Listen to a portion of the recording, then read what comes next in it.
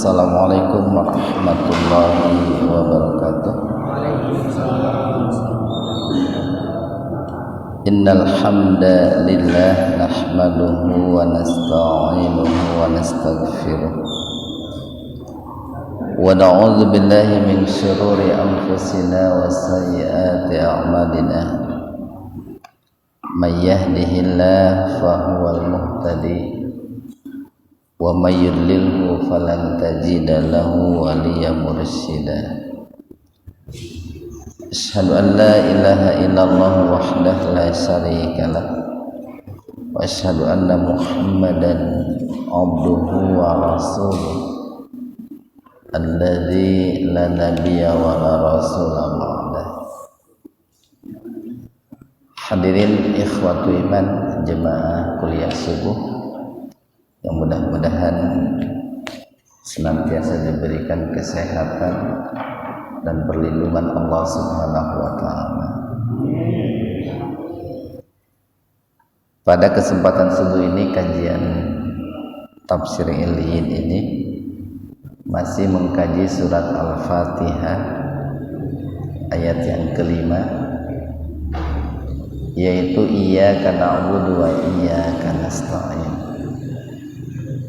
yang pada pertemuan kemarin telah kita sampaikan berapa poin tuh Pak? 36 poin tahapan-tahapan untuk mencapai hakikat iyyaka na'budu wa iyyaka nasta'in.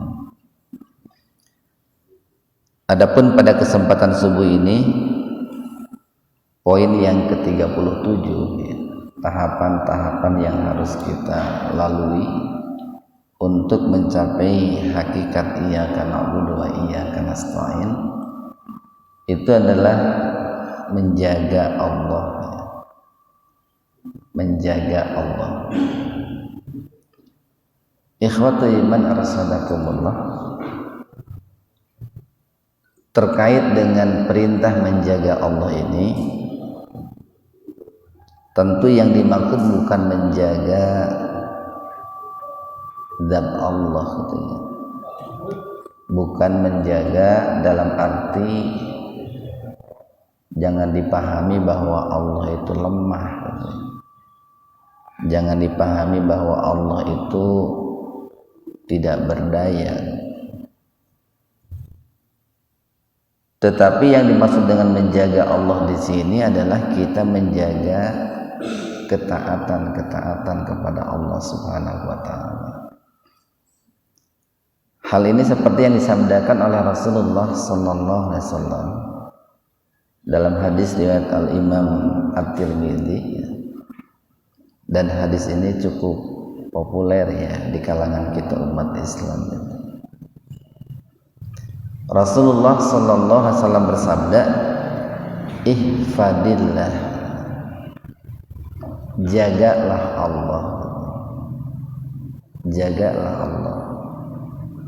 Dalam arti tadi bahwa yang dimaksud dengan menjaga Allah itu secara sederhana adalah menjaga ketaatan kita kepada Allah. Jadi kalau tempo hari kita pernah sampaikan pembahasan yang hampir mirip yaitu riayah. Mungkin Bapak masih ingat gitu, riayah, yaitu kita menjaga diri kita dengan ilmu dan amal. Menjaga diri kita dengan ilmu dan amal itu riayah. Artinya bahwa diri kita itu ya, harus menjadi orang yang berilmu, yang kemudian ilmunya itu diamalkan. Kemudian amal yang kita lakukan pun harus dibangun di atas landasan ilmu. Nah itu riayah. Kalau yang kemarin itu apa? Iktisam. Kalau barangkali bapak-bapak lupa, itu kan bisa dibuka di YouTube Muhajirin ya. Itu dalam rangka untuk mereview ya, barangkali kita lupa bisa melihat kembali di MT Illiyin al-muhajirin ya. Kemarin kan kita sampaikan i'tisam ya. I'tisam itu berpegang teguh ya. Berpegang teguh agar diri kita itu dijaga, dilindungi oleh zat yang maha kuat atau oleh sesuatu yang kuat. Yang kemarin kita sampaikan bahwa agar kita ini dijaga, dilindungi, maka kita itu harus meminta perlindungan atau menjadikan perlindungan itu satu billah ya, kita berlindung dengan Allah. Yang kedua kita harus berlindung bihablillah, dengan tali Allah. Nah, adapun poin yang ke-37 tadi yaitu menjaga Allah ya. Dalam arti kita menjaga ketaatan kepada Allah. Dalam hadis riwayat Al-Imam At-Tirmidzi tadi Rasulullah sallallahu alaihi wasallam bersabda, "Ihfadillah." Jagalah Allah. Jagalah ketaatan kita kepada Allah. Nah, di situ Allah memberikan jaminan, Pak. Memberikan janji kepada orang-orang yang menjaga ketaatannya kepada Allah. Apa janji Allah itu? Tajidhu tujahaka. Maka kamu akan mendapati Allah itu berada di hadapanmu. Kalau dalam redaksi lain itu tajidhu amamaka. Kalau kamu menjaga Allah, maka kamu akan dapati Allah itu berada di hadapanmu. Artinya bahwa Allah itu akan membentengi, akan membentengi diri kita dari berbagai macam mara bahaya, dari berbagai macam malapetaka. Itu buah dari kita menjaga Allah, buah dari kita melakukan ketaatan kepada Allah. Jadi Allah bersedia, Pak, menjadikan dirinya sebagai benteng, sebagai perisai untuk kita. Dulu Pak itu ketika Rasulullah sallallahu alaihi wasallam hijrah gitu, dari kota Mekah ke kota Madinah, itu Abu Bakar As-Siddiq itu sampai siap menjadikan dirinya sebagai perisai, sebagai tameng gitu, karena cintanya terhadap Rasulullah. Sampai Abu Bakar Siddiq itu kalau melewati suatu tempat atau suatu daerah yang dianggap rawan terhadap keselamatan Rasulullah, kalau yang dianggap rawannya itu dari sebelah depan, maka Abu Bakar itu berjalan di depan Rasulullah. Kalau yang dianggap rawannya itu sebelah belakang, Abu Bakar As-Siddiq berjalan di belakang Rasulullah.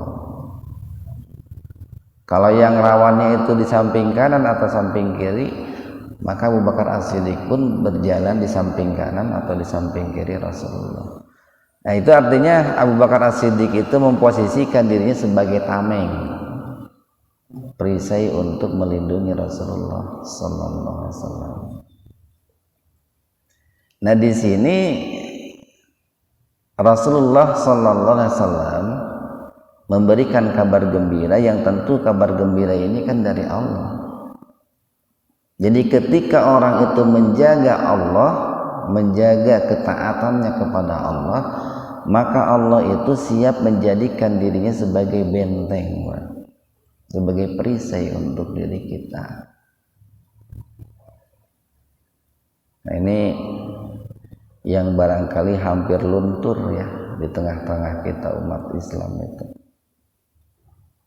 Sehingga banyak sekali orang itu, atau seringkali orang itu ketika diuji dengan musibah gitu ya, atau katakanlah diuji dengan corona, ketaatannya malah jadi luntur gitu. bukan malah meningkat. Padahal tadi ketika kita itu menjaga Allah, maka Allah siap menjadikan dirinya sebagai benteng. Jadi ihfadillah tajidhu tujahaka. Ihfadillah tajidhu amamaka. Itu kalau dalam redaksi lain. Kemudian dalam kalimat berikutnya Rasul mengatakan, wa idza sa'alta fas'alillah. Apabila kamu itu meminta, maka mintalah hanya kepada Allah. Hanya apa ya? Karena yang namanya meminta itu kan doa. Dan doa itu kita sering mengatakan mukhul ibadah, induknya ibadah. Jadi ibadah itu diperintahkan tapi tidak berhenti sampai di situ. Ibadahnya hanya untuk Allah. Makanya kan dalam Ad-Dariyat itu liya'buduni. Nunnya dikasroh, Pak. Jadi bukan hanya sekedar ibadah, tetapi ibadahnya hanya untuk Allah. Bukan hanya sekedar sholat, sholatnya hanya untuk Allah. Bukan sekedar zakat, zakatnya hanya untuk Allah. Nah, jadi tadi dalam hadis tadi dikatakan bahwa apabila kamu itu meminta, maka mintalah hanya kepada Allah. Karena meminta itu ibadah. Enggak bisa Pak kita meminta sesuatu yang hanya Allah yang mampu untuk mengabulkannya, kemudian kita meminta kepada selain Allah. Nah ini banyak kan orang itu hari ini meminta sesuatu kepada selain Allah, padahal sesuatu itu yang bisa mengabulkannya hanyalah Allah. Barangkali ada orang yang meminta kepada paranormal gitu, atau barangkali ada orang yang meminta kepada kuburan orang-orang soleh, atau ada yang meminta kepada apa ya, yang penting kepada selain Allah. Pada selain Allah itu dilarang, itu tidak boleh gitu. Karena tadi ibadah itu, apa berdoa itu, meminta itu merupakan ibadah, bahkan induknya ibadah. Wa idasta'anta fasta'in billah. Dan apabila kamu itu meminta perlindungan, maka mintalah perlindungan kepada Allah. Nah kemarin billah, kemudian bihablillah itu Pak. Itu dalam rangka meminta perlindungan itu. Jadi coba di ini ya, apa yang kita sampaikan dalam kajian tafsir Iliyin ini, antara satu bahasan dengan bahasan yang lain itu dihubungkan Pak. Dihubungkan. Karena insya Allah apa yang saya sampaikan dalam satu kesempatan itu akan sinkron dengan apa yang saya sampaikan dalam kesempatan yang lain. Apa yang saya sampaikan dalam satu kesempatan itu tidak akan berbenturan dengan apa yang saya sampaikan dalam kesempatan yang lain, Pak. Jadi mual dalam kesempatan ini saya mengatakan A, dalam kesempatan lain mengatakan B atau C. Kemudian dalam kalimat berikutnya Rasul mengatakan wa'lam, dan ketahuilah annal ummata, sesungguhnya umat manusia, lawijtama'at, seandainya mereka itu berkumpul, ala ayyan fa'uka, untuk mendatangkan manfaat kepadamu, layan fa'uka, mereka tidak akan bisa mendatangkan manfaat kepadamu, illa bisai'in qad katabahallahu lak, kecuali dengan sesuatu yang sudah Allah tetapkan untukmu. Ini kan sebuah berita gembira, Pak. Sebuah berita gembira sekaligus motivasi bahwa ketika kita berdoa meminta perlindungan itu hanya kepada Allah. Dan itu termasuk menjaga Allah, Pak. Jadi ketika orang itu meminta hanya kepada Allah, itu menjaga Allah gitu.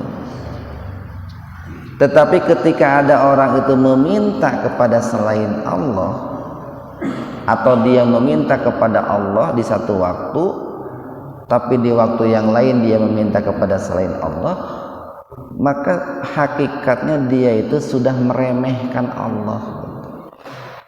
Hakikatnya dia tidak menjaga Allah. Ketika ada orang itu di satu waktu meminta perlindungan kepada Allah, tapi di waktu yang lain meminta perlindungan kepada selain Allah, dia itu tidak menjaga Allah. Makanya dipertegas tuh oleh Allah, oleh Rasulullah dalam kalimat berikutnya. Seandainya manusia itu berkumpul, seluruh manusia itu berkumpul, Pak, untuk mendatangkan suatu manfaat untukmu, maka manusia itu tidak akan bisa memberikan manfaat kepadamu kecuali apa yang sudah Allah tetapkan untukmu. Bening, kalau dalam doa ketika ini Pak, ada doa nih, Allahumma la mani'a lima a'toita wala mu'tiya lima mana'ta wala yanfa'u dzal jaddi minkal jadd. Itu dibaca itu biasanya setelah sholat ya, dalam zikir itu, Allahumma ya Allah la mani'a lima a'toita, tidak ada yang bisa menghalangi apa yang hendak engkau berikan, dan tidak ada yang bisa memberikan apa yang engkau tahan, kan gitu Pak. Wala yanfa'u dzal jaddi minkal.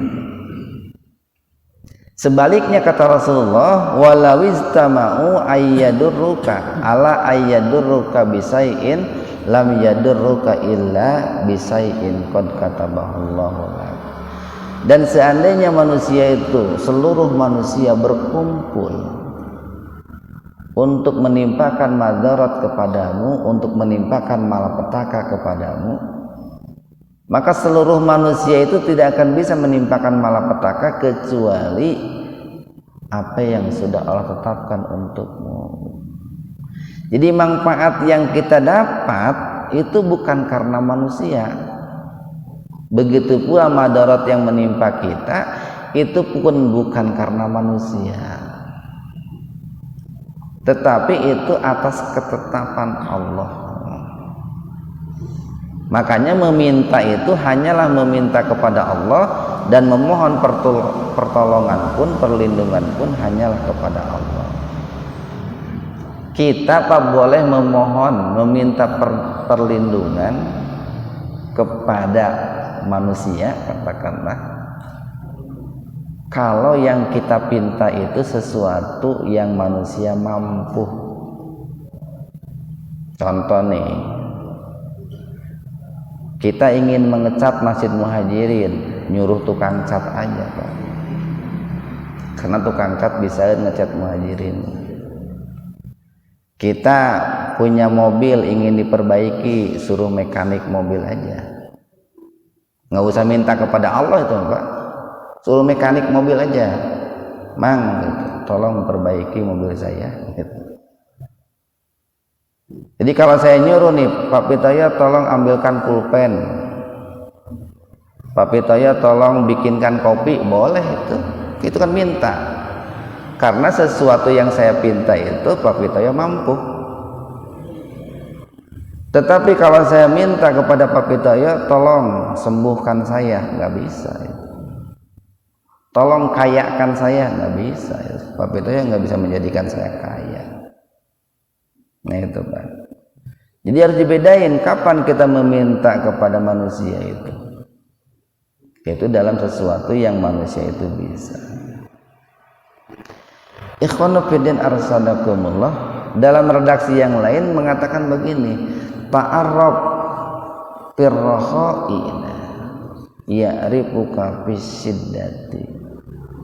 Kamu harus ingat kepada Allah. Nah ini ingat kepada Allah itu menjaga Allah itu Pak. Tempo hari pernah kita sampaikan zikrullah itu kan. Jadi ingat kepada Allah dalam keadaan sendirian atau dalam keadaan lapang Pak. Maka Allah akan mengingatmu, menjagamu dalam keadaan kamu kesusahan itu. Jadi orang yang selalu mengingat Allah, menjaga Allah dalam keadaan lapang Pak, dalam keadaan lapang, dalam keadaan senang gitu. Maka jaminannya itu Allah akan menjagamu ketika kamu mendapatkan kesusahan gitu. Akan menjagamu dalam keadaan kesusahan. Karena kan banyak begini Pak manusia itu. Ketika dirinya itu lapang, duit loba gitu, jabatan hade gitu, pemajikan gelis ya, poho ka Allah gitu. Tapi begitu duit beak, awak geringan, kakarek ingat ke Allah gitu. Cager deui awakna, loba deui duitna, poho deui ka Allah. Nah, gitu kadang manusia itu. Padahal mestinya ketika lapang lebih ingat kepada Allah. Maka jaminannya ketika kamu sempit, kamu akan dijaga oleh Allah. Ikhwan fillah arsadakumullah, berbicara menjaga Allah ataupun menjaga ketaatan kepada Allah itu nanti pembahasannya sangat luas nih Pak. Satu bisa berkaitan dengan waktu Pak. Berkaitan dengan waktu. Kan begini Pak, dalam konsep Islam itu kalau bicara waktu itu sangat luas sekali, sangat lengkap lah, lengkap sekali. Jadi kalau bicara waktu dalam Islam bukan hanya bicara siang dan malam, atau bukan hanya pagi, siang, sore, malam, tapi sangat detil sekali gitu. Coba saja dirunut ya. Pertama kan ada waktu sahur itu Pak ya. Waktu sahur.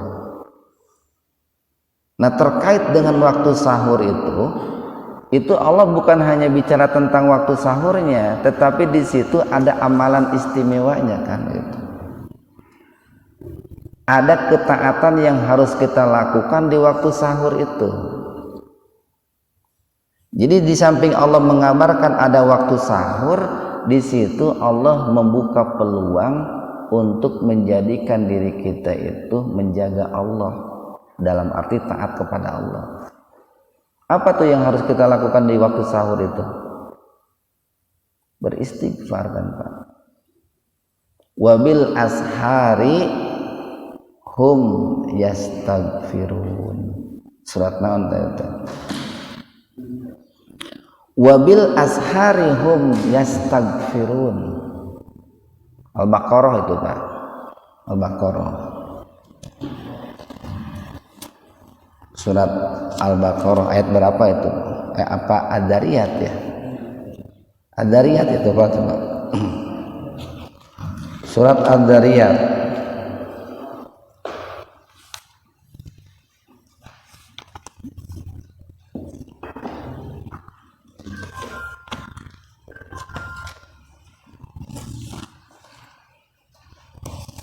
Ada yang sudah menemukan?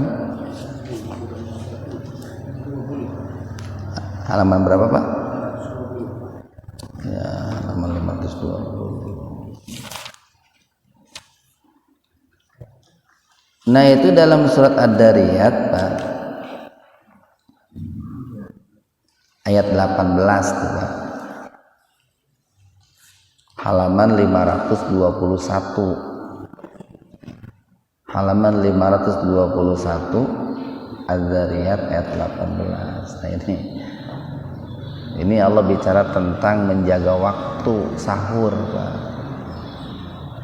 Salah satu ciri orang yang bertakwa itu kan dalam ayat sebelumnya ayat 15 itu innal muttaqina fi jannati wa uyun.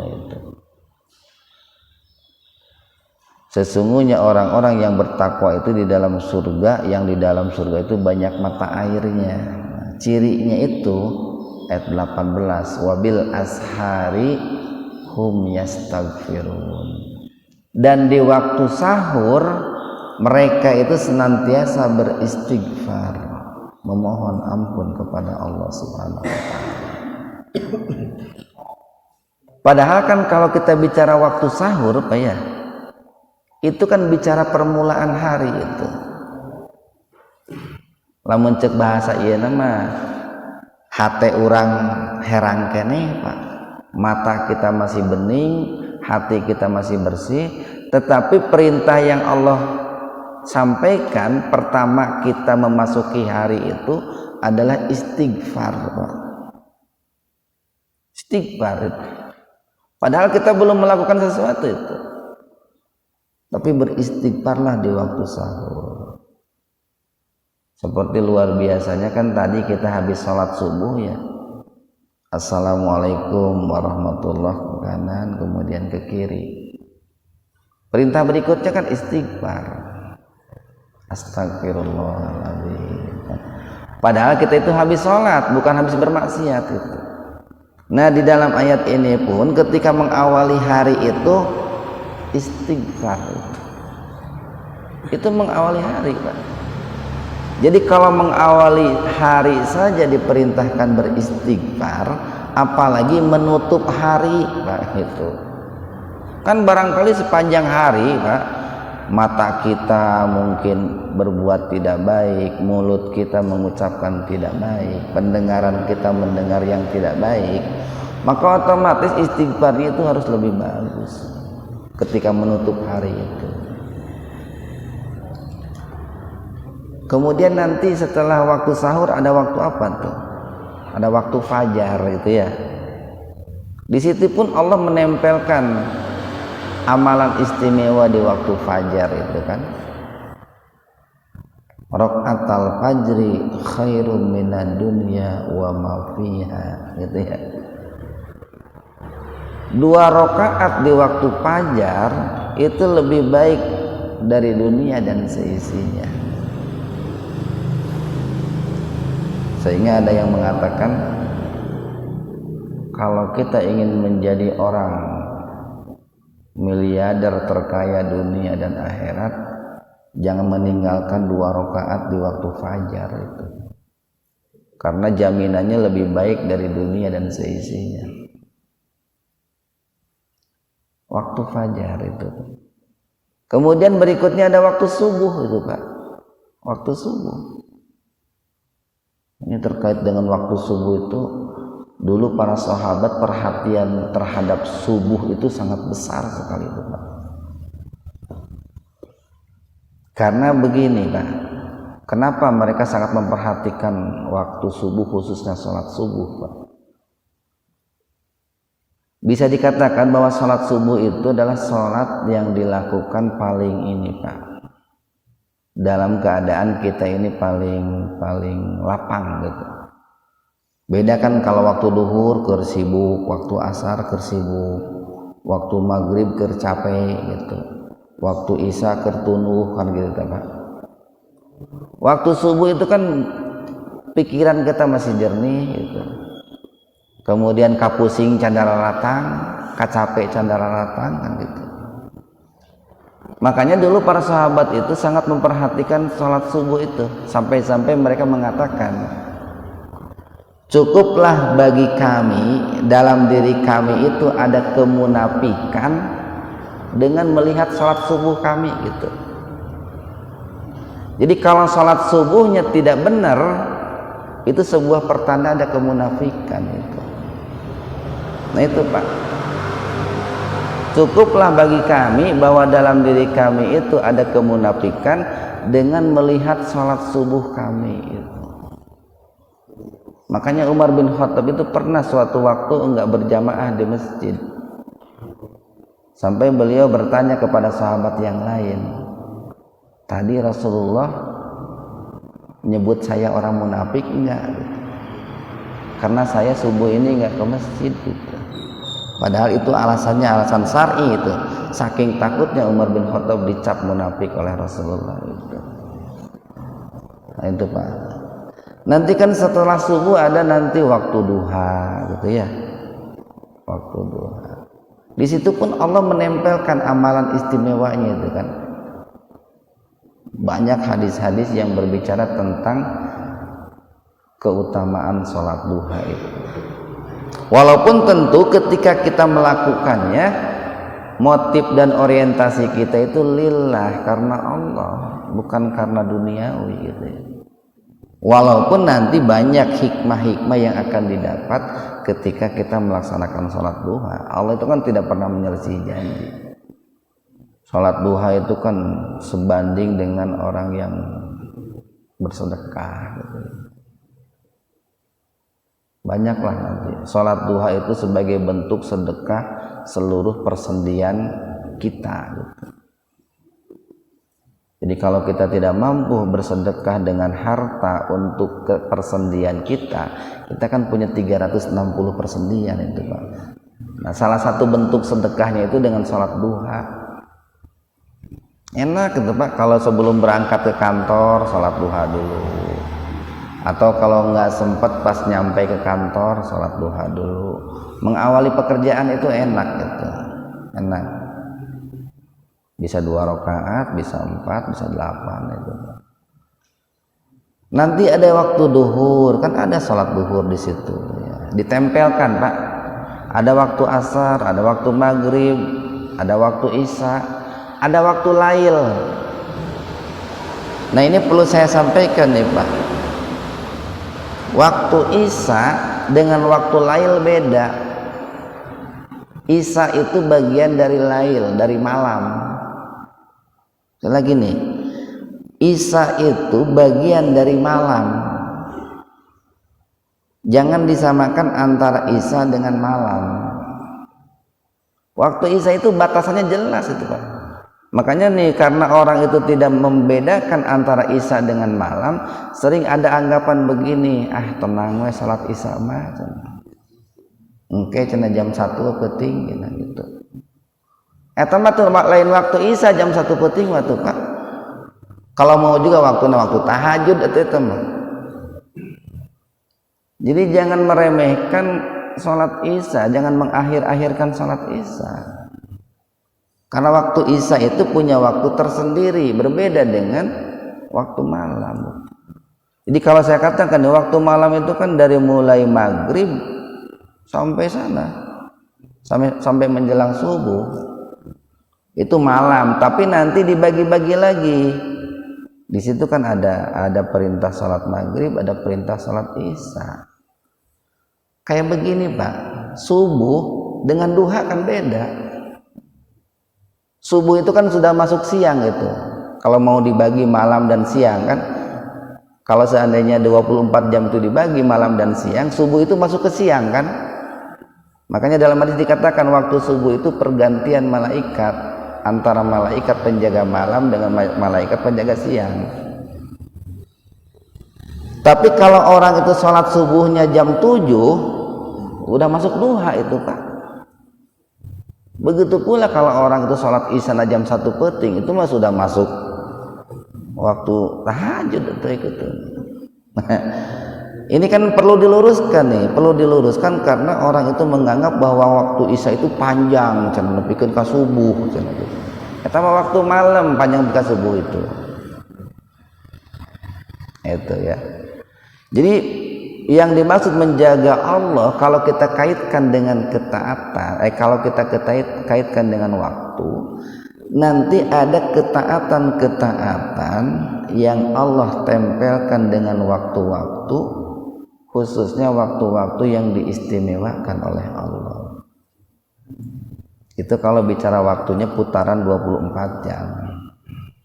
Nanti kalau waktunya putaran bulanan kan ada umpamanya waktu yang diistimewakan itu 3 bulan pertengahan bulan Hijriyah. yang disebut dengan ayyamul bid itu kan Pak, itu kan ditempelkan ketaatannya kalau kita mampu, yaitu saum ayyamul bid itu 13, 14, 15 Hijriyah, bukan Masehi Pak ya. Bisi kita melaksanakan saum ayyamul bid itu 13, 14, 15 Masehi. Karena kan seringkali Masehi dengan Hijriyah itu kan gejlong gitu. Tapi Hijriyah itu ya. Itu kalau bicara bulan, atau kalau bicara minggu kan ada Senin, ada Kamis itu kan. Itu kan waktu-waktu yang diistimewakan oleh Allah. Kemudian yang kedua, nanti kalau bicara menjaga Allah itu bicara menjaga tempat, Pak. Kenapa bicara menjaga tempat? Karena nanti ada tempat-tempat yang diistimewakan oleh Allah. Ada tempat-tempat yang dimuliakan oleh Allah Subhanahu wa taala. Jadi kalau secara umum memang nih Nabi pernah mengatakan ju'ilat liyal ardu tahuran masjidan wa tahuran. Aku atau dijadikan untukku termasuk umatku seluruh bumi itu sebagai tempat sujud dan alat untuk bersuci. Itu umum, Pak. Tapi nanti ada tempat-tempat yang diistimewakan oleh Allah. Seperti ini dalam hadis kan, la tasuddur rihal illa ala salasati masajid. Kamu jangan menyengajakan mengadakan suatu perjalanan kecuali ketiga tempat, ketiga masjid. Satu, Masjidil Haram. Berapa tuh jaminan pahala bagi orang yang sholat berjamaah di Masjidil Haram? 100.000 Pak, dibanding dengan sholat di masjid yang lain kan gitu. Yang kedua Masjid Nabawi kan, Pak. Yang ketiga Masjidil Aqsa. Nah, tiga tempat itu kan diistimewakan oleh Allah, maka harus dijaga itu Pak, dijaga. Termasuk masjid-masjid yang ada di daerah kita, itu kan Baitullah, rumah Allah, harus dijaga. Yang tentu nanti menjaganya itu ada menjaga dari sisi lahiriahnya, ada menjaga sisi batiniahnya. Sama Pak, masjid pun punya sisi lahir, punya sisi batin. Seperti manusia punya sisi jasmani, punya sisi rohani. Kemarin masjid kita sisi jasmaninya sudah dicat. Itu penjagaan sisi jasmani masjid itu. Lahiriah masjidnya dicat. Untuk menjaga lahiriah Masjid Muhajirin, kita ini punya merbot 3. Itu menjaga lahiriah Masjid Muhajirin. Cuman yang satu kemarin dapat pekerjaan, jadi di tempat lain, jadi kurang 1. Tapi di samping menjaga lahiriahnya, perlu dijaga batiniahnya, supaya nanti tidak terancam dengan hadis Nabi bahwa nanti di akhir zaman itu akan banyak masjid-masjid yang megah, yang mewah, tetapi isinya kosong. Nanti masjid-masjid itu di akhir zaman itu Pak, itu bukan dijadikan sebagai tempat untuk memuji Allah, tetapi dijadikan tempat untuk bermaksiat kepada Allah. Dan barangkali hari ini pun gelagat ya gitu ya, isyarat-isyarat menuju ke sana kan mungkin kelihatan. Sok teu pantas oge gitunya di masjid ngayakeun dangdutan gitu tah. Teu pantas oge kan gitu Pak. Masa dangdutan di masjid itu. Untuk menilai itu baik dan tidak perlu pakai dalil, Pak. Pakai akal saja atau pakai nurani pantes teu gitu tah. Tuh, nanti kalau dalil mah jauh teuing lah, pakai nurani saja gitu. Itu tempat-tempat yang dijaga oleh Allah, Pak. Sehingga karena tempat-tempat itu dimuliakan oleh Allah, nanti kan Allah memberikan lebih itu. Orang yang sholat berjamaah di masjid pahalanya lebih baik dari sholat orang yang berjamaah di rumah kan. Begitu pula sebaliknya, orang yang bermaksiat di masjid dosanya lebih besar ketimbang orang yang bermaksiat di tempat lain. Nah gitu. Orang yang taat di waktu-waktu yang dimuliakan oleh Allah pahalanya lebih besar. Begitu pula orang-orang yang bermaksiat di waktu-waktu yang dimuliakan oleh Allah pahalanya dosanya lebih besar. Itu kalau ketaatan dikaitkan dengan waktu. Nanti ada ketaatan itu, ini sebagai bentuk menjaga Allah nih Pak, itu dikaitkan dengan orang-orang yang dicintai oleh Allah, orang-orang yang dijaga oleh Allah. Para nabi, para rasul itu kan dicintai oleh Allah, maka mereka pun dijaga oleh Allah, dijaga oleh Allah. Seperti tadi yang dilakukan oleh Abu Bakar itu walaupun secara lahir menjaga Rasulullah, tapi itu dalam bentuk apa? Sebagai bukti melakukan penjagaan terhadap Allah. Maka Abu Bakar itu menjaga orang yang dicintai Allah, yaitu Rasul. Bahkan kan Umar bin Khattab itu Pak, Umar bin Khattab sampai dikenal orang yang tidak mau menyarungkan pedangnya karena ingin selalu menjaga Rasulullah itu. Jadi saya itu tidak akan menyarungkan pedang saya untuk menjaga Rasulullah itu. Sampai dapat gelar Al-Faruq itu kan salah satunya itu, Pak. Bukan hanya sebatas mampu membedakan yang baik dan yang buruk, tapi betul-betul gitu ya, ingin menjaga Rasulullah itu. Nanti banyak Pak yang dijaga oleh para ulama, para kiai, tentu ya, orang-orang soleh. Itu orang-orang yang dijaga oleh Allah itu, orang-orang dimuliakan oleh Allah. Nah maka semestinya Pak, orang-orang yang dijaga oleh Allah, dimuliakan oleh Allah, itu pun dijaga oleh kita. Jangan dihinakan oleh kita, gitu. Jangan dicemarkan nama baiknya, gitu Pak. Kemudian jangan jangan dibikin jatuh harga dirinya, jangan dibikin malu. Apalagi kalau sampai disakiti, diintimidasi dan lain sebagainya. Yang dijaga oleh Allah itu kan orang tua, Pak. Orang tua kita itu dijaga oleh Allah. Kan begini dikatakan tuh dalam hadis itu, ridallah fi ridal walidain, gitu ya. Wa suhtullah fi suhtil walidain. Ridho Allah itu tergantung ridhonya kedua orang tua kita, dan murkanya Allah itu pun tergantung murkanya kedua orang tua kita. Itu kan Allah disandingkan dengan orang tua, itu menunjukkan kedudukan orang tua itu tinggi, mulia. Mereka adalah orang-orang yang dimuliakan oleh Allah.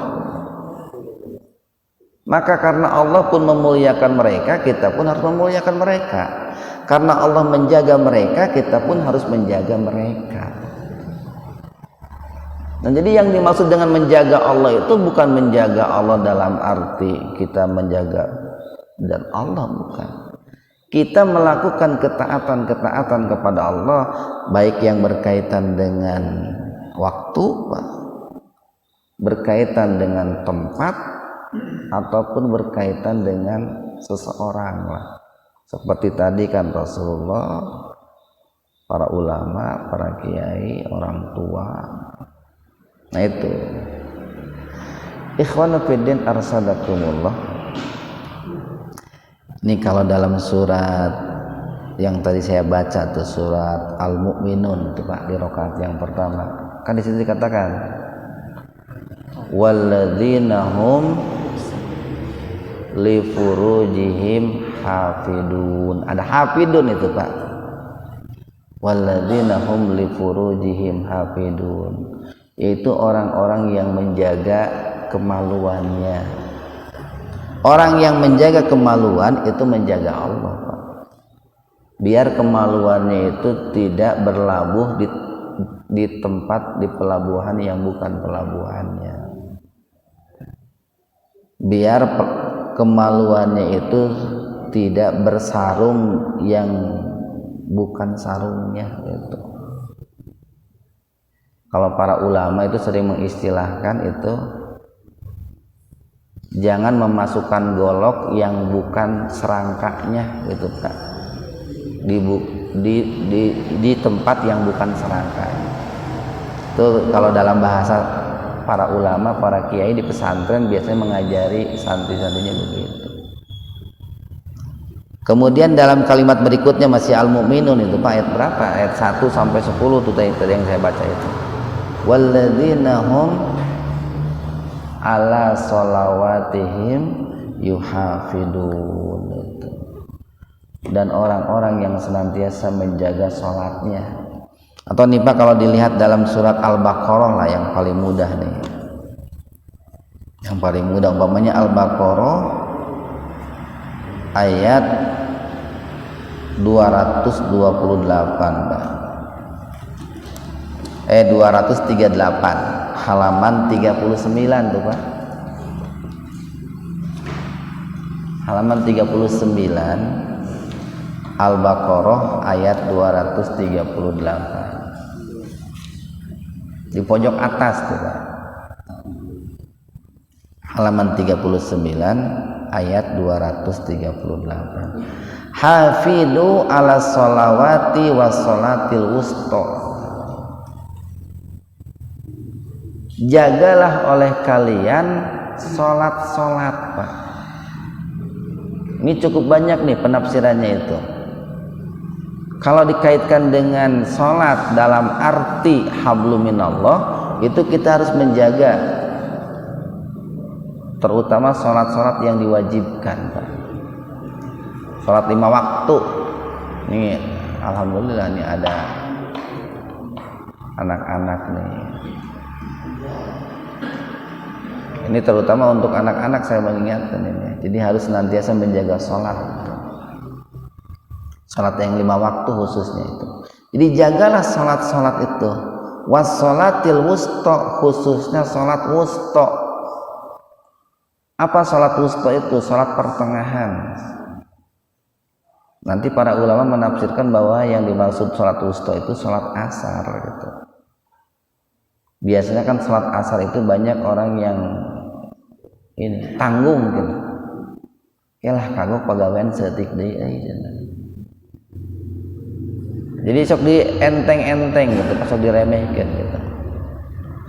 Wa qumu lillahi qanitin, dan jadilah kamu itu orang yang istiqomah dalam ketaatan kepada Allah. Itu menjaga Pak, jadi menjaga ketaatan. Jadi ada menjaga Allah itu, 1 menjaga waktu, 2 menjaga tempat, 3 menjaga orang-orang yang dicintai Allah, 4 menjaga amalan-amalan yang diperintahkan oleh Allah dan dicontohkan oleh Rasulullah. Dan kalau kita bahas kan banyak sekali Pak amalan-amalan yang diperintahkan Allah dan dicontohkan oleh Rasulullah. Nah maka ketika kita menjaga itu, janji dan jaminan dari Allah itu didapat. Apa? Tajidhu tujahaka atau tajidhu amamaka. Kalau kamu menjaga Allah, maka Allah itu akan berada di hadapanmu. Allah itu siap untuk memberikan perlindungan kepadamu Allah itu siap untuk menjawab, mengabulkan semua permintaanmu gitu. Nah, itu harus mulai sedikit demi sedikit gitu ya, dicek gitu dalam hal apa kita itu sudah menjaga Allah dan dalam hal apa kita itu belum menjaga Allah. Mudah-mudahan ada hikmah dan manfaat untuk kita semua. Kurang lebihnya mohon maaf. Wabillahi taufiq wal hidayah. Assalamualaikum warahmatullahi wabarakatuh.